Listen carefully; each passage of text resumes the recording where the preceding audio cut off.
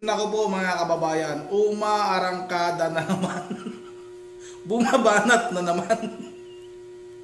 Itong vlogger na supot mga kababayan. Natatawa ako sa vlogger na ito.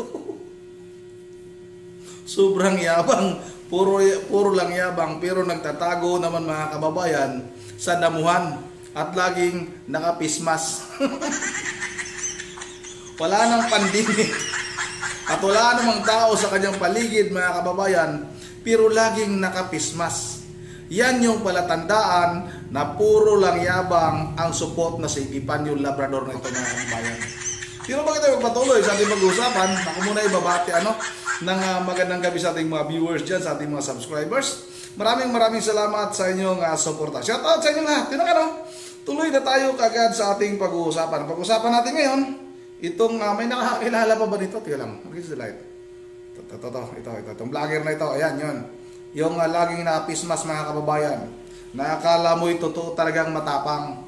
Pero nga ang katotohanan mga kababayan, sobrang duwag ng taong ito. Ito yung nakikita kong vlogger. Sa lahat ng vlogger ito yung nakikita ko na pinakaduwag. Sobrang tapang magsalita pero wala naman sa gawa. Ito nga mga kababayan, naghamon. Hinamon ngayon nitong supot na vlogger na si Epipanyo Labrador mga kababayan, itong si Captain na Dado Clemente. Galit na galit kasi itong si Epipanyo Labrador mga kababayan, itong vlogger na supot na ito, dahil nga sa pagpanaw ng tinatawag niyang kapatid. Tinatawag niyang kapatid itong si Mima Alicia mga kababayan. Hindi ko alam kung paano sila naging magkapatid. Grabe itong tao na ito. Akala ko nilamo na ito. Akala ko tinangay na ito ng maitim na hangin. Yun pala. Buhay pa pala itong tao na ito.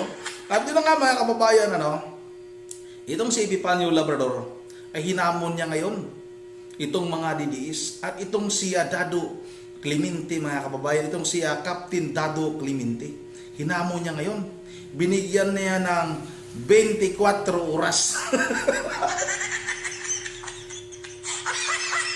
para puntahan daw siya sa kanyang kinaroroonan. Ang lupit na tol. Tingnan mo yung kinaroroonan mo. Ano mga kababayan, paano mahanap natin yan? Nasa dumuhan. Anong lugar yan? Anong address sa lugar na yan? Wala yatang street yan dyan. Paano natin mahanap yan? Grabe itong tao nito. Komedyante ito mga kababayan. Napaka-komedyante nitong supot na ito. O ikaw yung hahamunin ko. Dito ka pumunta sa amin. Magtanong ka kung anong address dito. Ibigay ko sa iyo. Yabang. Puro kayabang mga. Puro lang yabang itong tao na ito. Ito na. Huwag na natin itong patagalin. Ganyan lang mga kababayan. Baka strike tayo nitong supot na ito. Ito na. Sabay-sabay natin itong panoorin. Ito lang. Walang sounds. Balik muna natin Saglit lang. Sinabi ko, yes, kita. Ayan. Na tuwang-tuwa sila. Pero gano'n pa man, tulad ng sinabi ko, yes, masaya kayo ngayon. Dahil pinatay ng mga kapwa ninyo sungayan etong aming kapatid na si Mima Alicia. Ngayon, may mensahe naman ako ngayon. Ano ang mensahe mo? Pumatay kay Mima Alicia. Sige. Ano yan? Lalong-lalo na doon sa mga DDS. Alam nyo, hindi pa namin alam. Sabihin mo na. Bakit na kasing paligoy-ligoy pa? Sabihin mo na kaagad. Ano bang kailangan mo? Ano bang hamon mo? Huwag nyo lang na talunan kayo. Paano kami nagitalunan? Hindi nyo kami kaya. Kami mga vloggers ni PBBM. Hindi nyo kami kaya pagdating sa pagbabalita ng katotohanan. Kasi ano nga namang katotohanan ng ibabalita ninyo? Mga bayaran kayo. Naku, baliktad. Ngayon, dahil natatalo namin kayo, hindi nyo kami kaya, ayun.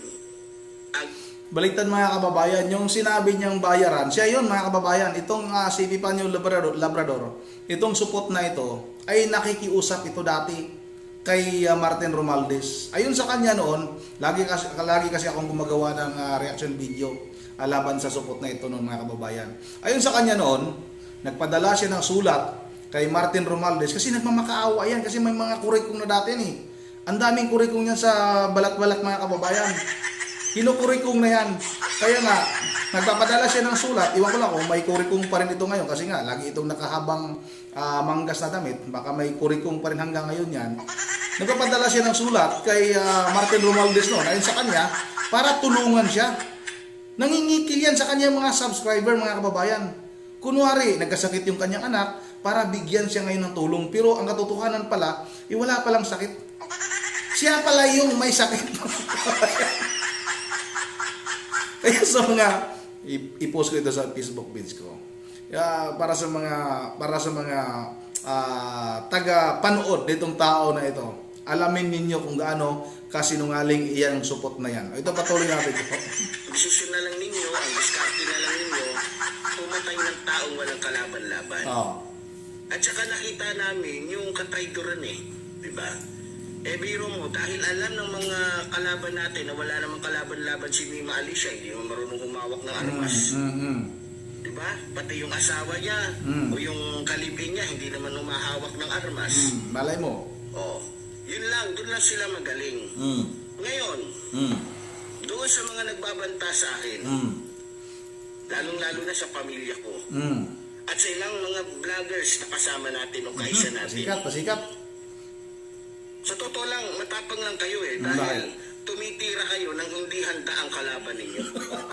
Tumitira kayo na walang hawak na armas yung kalaban ninyo. Ako kaya yung hamon ninyo. Ayun na. Ngayon. Tila, ayun na, lumabas na yung tapang ng supot na vlogger mga kababayan. Sige. Ito, sasabihin ko na sa inyo totoo. Sige. Para matapos na to, at alang sa mga kasama kong vloggers. Ngayon, gusto kong magbigay ng mensahe kay Dado. Si Dado. Clemente. Si Captain at Dado sa mga iba kababayan. pang mga DDS o sa mga kriminal na DDS na tao ni Vice President Sara Duterte na inuutusan niya ngayon na pumatay ng tao. Lalong-lalo na yung mga kakampi ni PBBM.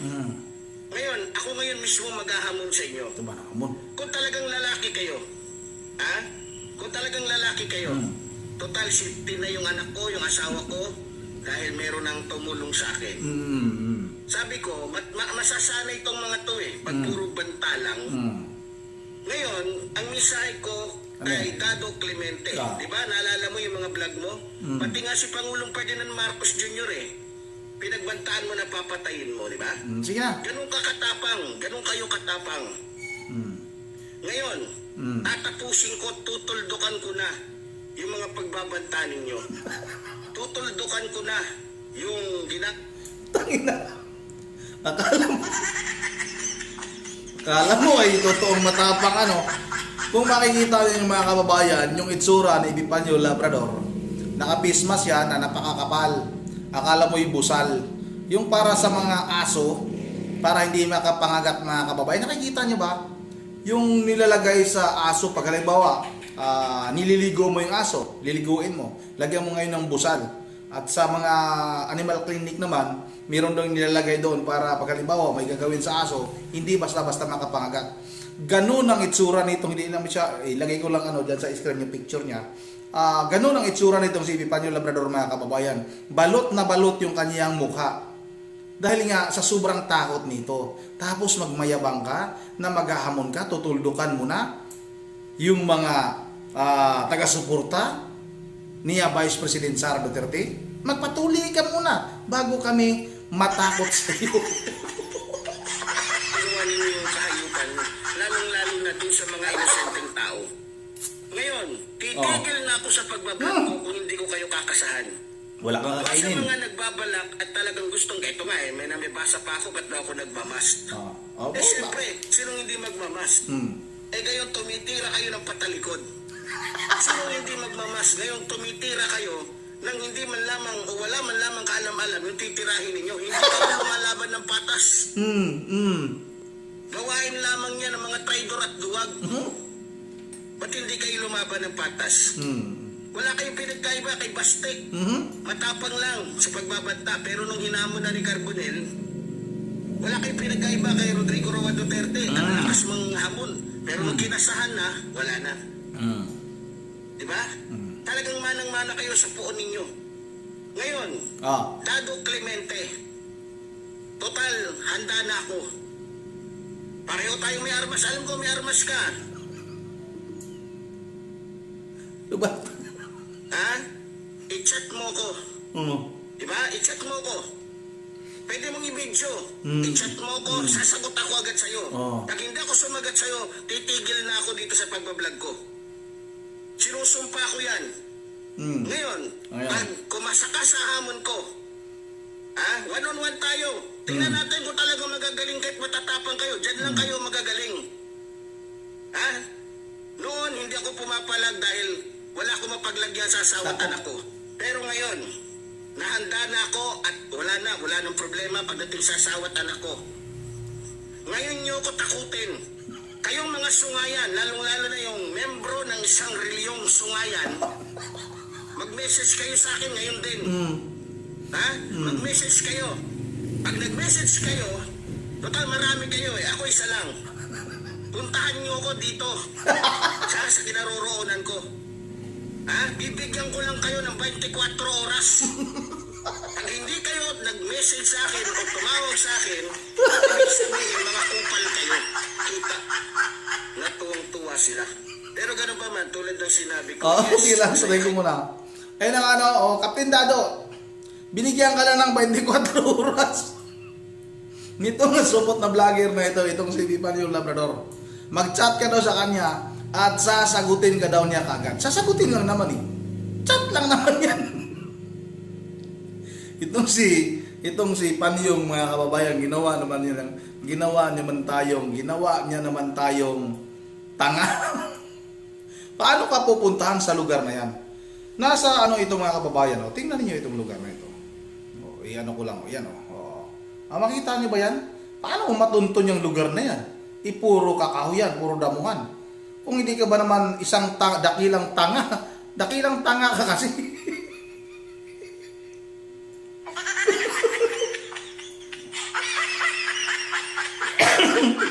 Iwan ko ba, bakit ba may naniniwala pa sa taong ito? Tingnan mo yung katawan nito. Dati may size yung katawan nito, pero ngayon lumala nga yung kalagayan nito mga kababayan. At yung pismas talaga niya, matino ba yung ganyang klaseng pismas? Matino ba yan? Bang tao ba yung pismas na yung ganyan?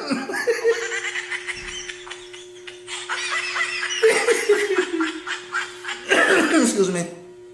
Yun ang hanggang dito lang muna, At bago tayo magtatapos, ay mag-shoutout lang muna tayo. Pinawisan tuloy ako bigla. Shoutout tayo kay Ma'am Berje Bereligios ng Apulian, Bulacan. Sa kanya mga apo, si Coco, Dion, Yuri at saka si Sagi. At shoutout na rin kay Imar Tugunon. Maraming salamat.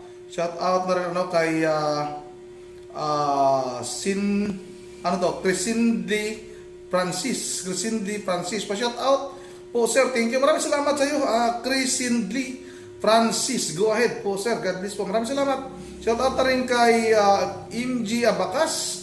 Maraming salamat. Ay nako, yung galawa ni Mima at Claire Castro, magkapareho lang ang teka lang basahin ko lang. Magkapareho lang ang galawan nila sa magitan sa panalita nila.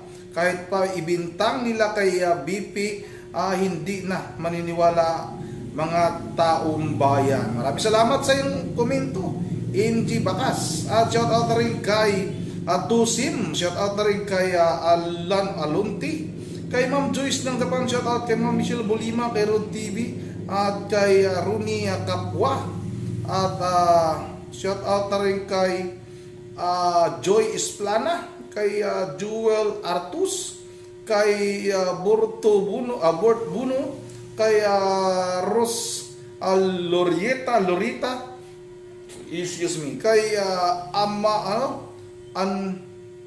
mahaba masyado, Anwamu Hamidan, mahaba masyado, pasensya na. Shoutout na rin kay Mi Istudillo, at kay Erman, at kay Eduardo. Yun ang at kay Mami Lisa Borby, at sa lahat na lang, pasensya na. Masyadong marami yung ating komento dito, hindi natin mababasa lahat. Sa sunod na lang nating mga vlog, at yun na, hanggang dito lang muna. Once again, this is Only TV mo. Ingat ang lahat. God bless bawat isa sa atin.